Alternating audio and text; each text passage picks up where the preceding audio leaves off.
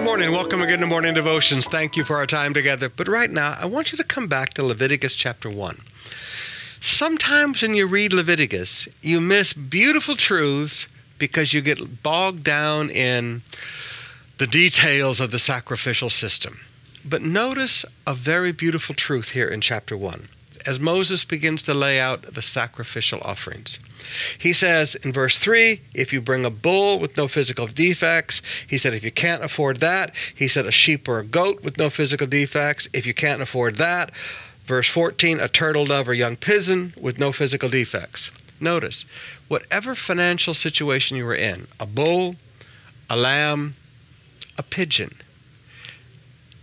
same thing brought to God.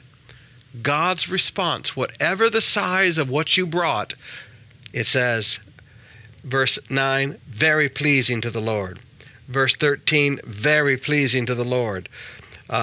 Verse 17, very pleasing to the Lord. I want you to see a truth here.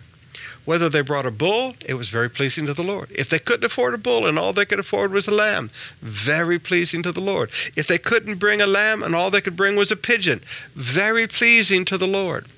God made it easy for people to bring an offering to him. He wasn't looking at the amount. He was looking at the heart. Now you begin to understand why Jesus got so upset and kicked over the money changers' tables and kicked over the tables of people who were selling the pigeons. Because the pigeons were the offerings that the poorest of the poor would buy and bring as a sacrifice to God.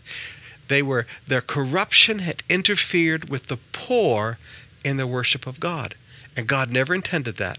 Whatever the size of the offering, God's response was the same. Very pleasing.